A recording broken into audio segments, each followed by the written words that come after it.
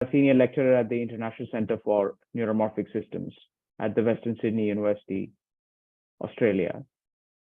So the paper title is A Trustless Federated Framework for Decentralized and Confidential Deep Learning. This is a bit more general than the paper I previously discussed, and it also applies to neuromorphic systems. Basically, it's the convergence of blockchain and AI systems. And let's take a step back and see where AI and ML has been heading over the course of 50 to 60 years of research. Initially, in the 50s and 60s, they started out with local learning paradigms where different researchers around the world were training their models without being aware of what other people were doing. They did not have access to huge amounts of data. And then came the ability to store large amounts of data in the early 21st century, where now we have cloud computing and big servers that can also store lots of data. Now we have access to millions of images, so people can train their models using the central learning paradigm and thereby benefit from an improved ML model. But this obviously sacrifices on privacy. Now the data and the parameters are being centrally shared. So around 5 years back, Google came up with the idea of federated learning because it saw the inevitability of IoT, inevitability of people not wanting to share their data. So now they form a federation. So the term federated learning. They have a common task and they have a common machine learning model architecture, just the architecture. So once they form a federation, they will do their learning locally, but only share the model to a central server, which does the merging of these AI models, makes it a stronger model and shares it back to the nodes. And this process repeats for several rounds of training. The idea is once the model merging happens at the central server, we get a much more powerful ML model compared to the individual counterparts. This only shares the parameter to the central cloud. There are some disadvantages to having a central server in the first place. So some authors last year came up with the idea of swarm learning, which replaces the central server using a blockchain. I'm going to talk about existing works in this domain and show how we are different compared to these existing works. So the first work is swarm learning, which I just mentioned. It makes use of private permission blockchain network and has its own library for doing the swarm learning process. And we were able to do some of the experiments that they had in the paper. And what we noticed was a decreased performance compared to federated learning. So our aim in this paper is to actually emulate federated learning as such and still implement it on a blockchain. The other relevant work is by Microsoft Research. Their work is termed as sharing updatable models, or shortly known as SUM, S-U-M. It's more of a collaborative training process where the models and the data reside in the blockchain. So therefore, the data handling capacity of these models are much lower compared to storing the models off-chain.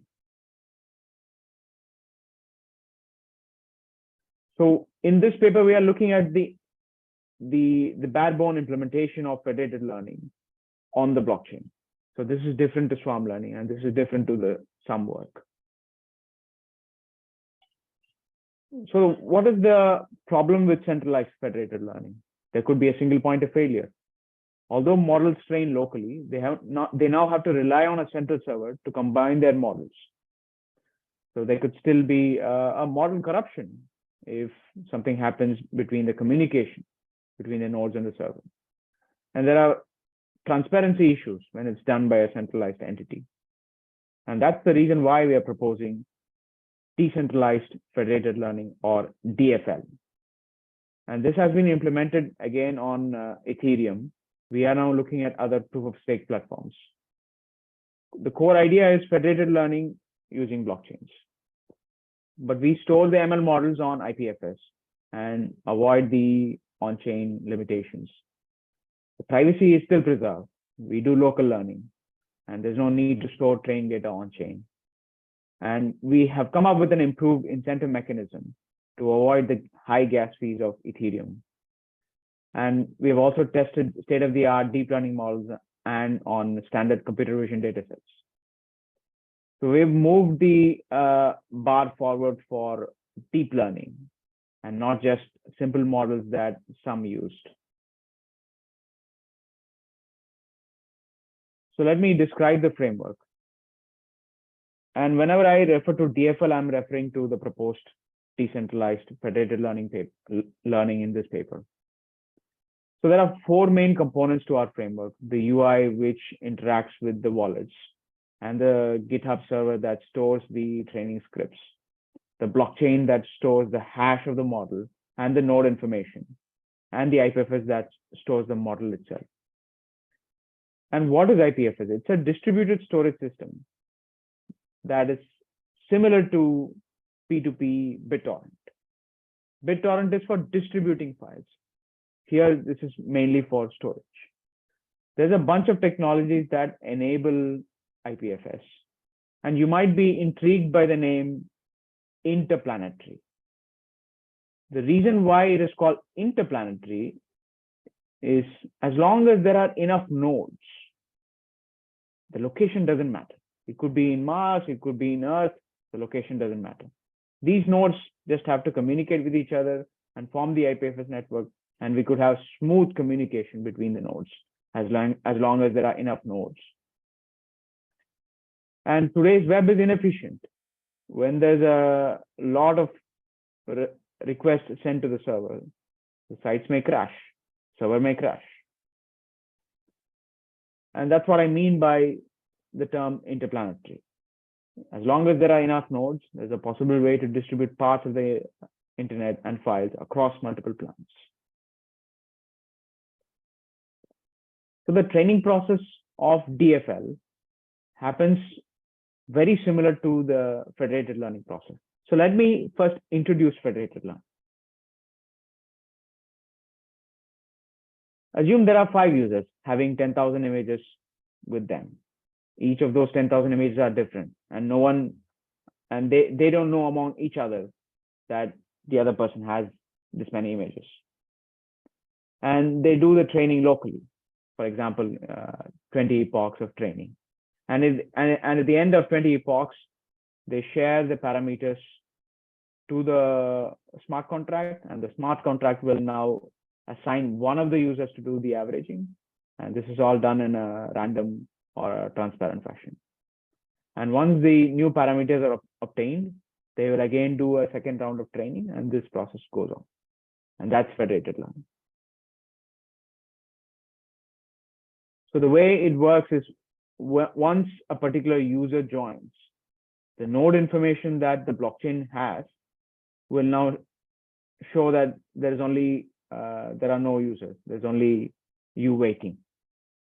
And once a second user joins, they'll be able to see that, hey, yes, there's already another user that the blockchain has already taken note of, and they can start the federated learning process.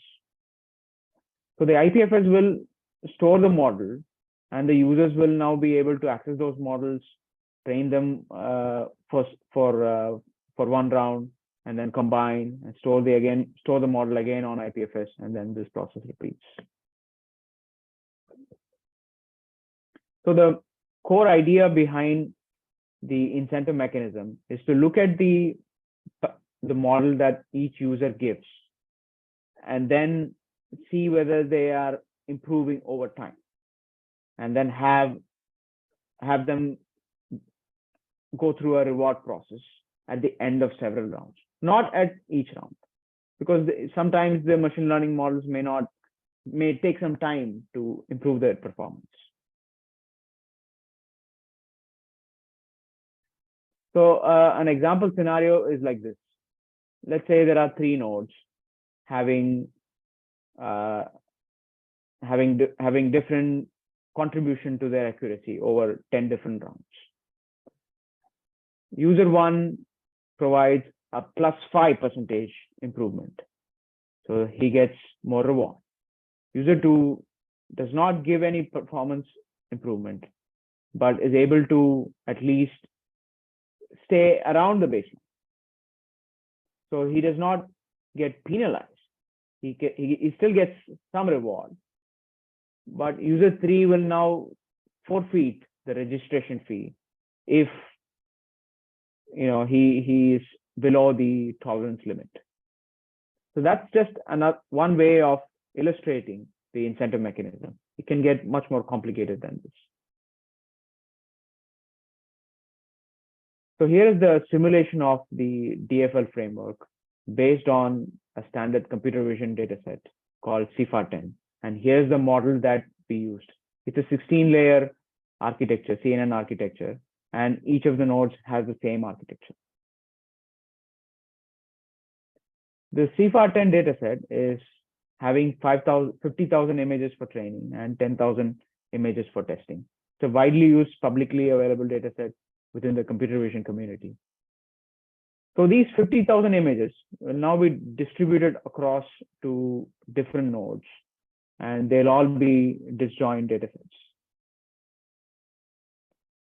And when we simulate the DFL process, what we expect is the merged model or the average model accuracy to improve across the several training rounds. Here, the merge model test accuracy is shown in orange, and the merge model train accuracy is shown in blue. What we have to notice here is the merge model train accuracy is obtained using the information that is available using the entire training dataset. And this is just a theoretical measure.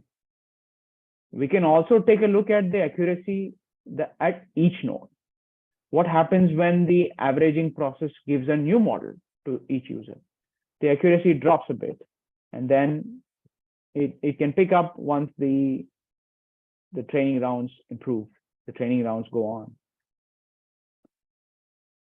So the main result is our DFL merge model can reach the standalone model test accuracy. What do I mean by standalone model? If we have all the training data at a single node, what is the test accuracy that we can get? So that's about 89%. And we can also reach about 89% using the DFL process. This is exactly the same as federated learning. So we don't need to check what is the performance of federated learning. But it is more important to check what is the standalone model accuracy. Because now that we are dividing the training set into 5 different nodes, we are not making use of the entire training data set at each node. Each node is doing its own training. And the averaging process is just averaging the models. It's not making use of the entire training data set as such. So we should check what happens when we use the entire training data set at a single node, much like how machine learning models are being trained by certain users. Then we can check, okay, yes, we can reach the standalone model accuracy and the federated learning process works. And we also did this using CIFAR-100 and also tiny ImageNet dataset. CIFAR-100 has the same number of training images, but has more number of object categories. Tiny ImageNet has about 1 million images. So we were able to do the same experiment on more data sets, and you can look at the paper for more results. I think maybe 1 more minute, please. Yeah, I'm wrapping up. Thanks. So the key outcomes of DFL is there's no central custodian like federated learning. It's making use of energy efficient proof of stake blockchains. It's also privacy preserving in that the nodes don't have to share data to the blockchain. And we can incorporate resilience to model inversion by doing homomorphic encryption. And we can also fork to a previous instance when there's a corruption of the model. And that can happen, when some nodes have bad data, it can happen. And there's also a possibility of tackling new object instances. For example, one node has more data from one of the categories. The other node has more data from other categories. But they all come to an understanding that federated learning happens based on these object categories. So they can each node can tackle new object instances without having data of that particular object category. So you can refer to our GitHub page. It has the DFL framework implemented. And I'd like to take this opportunity to also give my email ID, and feel free to ask questions over email or even now. Thank you. Thanks, Bharat. A general question. So, blockchain is deterministic system design, and the concepts, the previous paper and this paper you talked about are in the realms of machine learning, and this, it's an evolving system. It could be evolving if you make it like, training is done on a regular basis. So when you're combining these two, there are pros and cons. So could you address that? Like, where is this combination useful, and and sometimes it may not be useful because in a deterministic transactive system, you're expecting a certain output. So yeah, let me hear from you on this question. Sure. So yes, the blockchain is a deterministic system, but what we need to take into account is only the transactions are deterministic. The models themselves can evolve because they are stored off-chain. And this illustration of the smart contract having different versions of the model shows that it's very similar to how a GitHub would keep track of the code. In a sense, now we have a trustless system that is built on top of a blockchain. And yes, blockchains don't have to be used all the time. We can still go with a centralized federated learning for, say, for example, when certain companies don't want to have their models publicly available, they can still go about doing their federated learning in a private system. But this is all about democratization of AI. Anybody should be able to contribute to a certain problem, and they should not be limited by the resources that they have. And this is also about incentivizing people, and blockchains are one of the best ways to incorporate incentives. So that's my 2 cents on that. Thanks. And I was last year I was tracking some of the companies trying to combine these two, and I think I came up like 25, 30 companies. They tried to do this, and of course they did some of that token sale and all that ICO stuff. Have you looked at that space, like the startups? What are they doing in terms of, for example, the popular one I heard about is this company, robotics. I think it's called the Sophia robot. The Singularity Net. Yeah, the group behind that, they also try to do something combining blockchain, and they call it AGI, right? Yeah, right. Generalized intelligence. So have you looked at the startup scene of what is happening in the startup space? Absolutely.